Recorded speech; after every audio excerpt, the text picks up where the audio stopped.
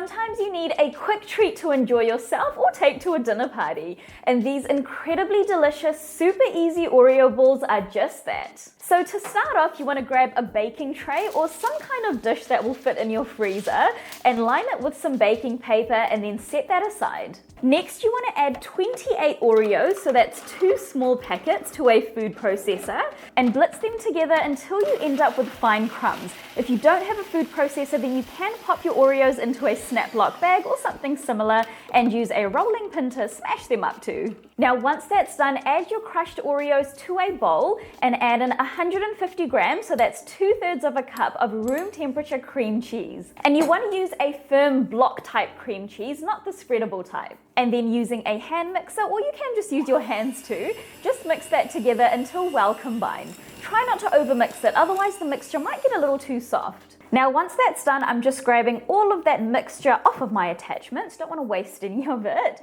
And now the next thing to do is grab heaped tablespoons of the mixture and lay it onto the tray that we lined with the baking paper earlier. And then using clean hands, just roll the mixture together to create round circles. If you find that the mixture is a little too soft and it's kind of sticking to your hands, then just pop it into the freezer for about 15 minutes and then roll them. So you should end up with about 12 Oreo balls, and now these are going to go into the freezer to firm up for about 15 minutes or so. And in the meantime, we're going to melt some dark chocolate melts. So I've got 340 grams or 2 cups of dark chocolate melts, and I'm just going to melt them in the microwave for 30-second bursts at a time, mixing in between each burst until they're fully melted like this.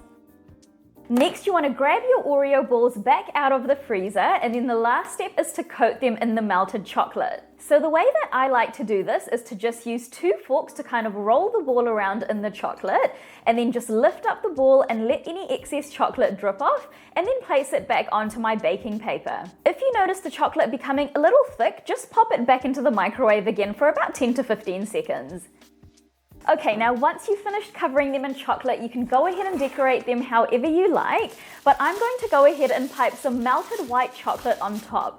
So I've just placed about 1/3 of a cup of melted white chocolate into a piping bag, and then I'm cutting a very tiny bit off the tip of my piping bag, and then just piping that on top of the Oreo balls in kind of like a zigzag motion. And then that is literally it. So you just want to let the chocolate set now. You can pop this into the freezer for about 5 minutes or so to speed up the process, and then you're left with these incredibly delicious Oreo balls. They have the most incredibly soft texture. It's almost mousse-like, and the best part about it is they are so easy to make.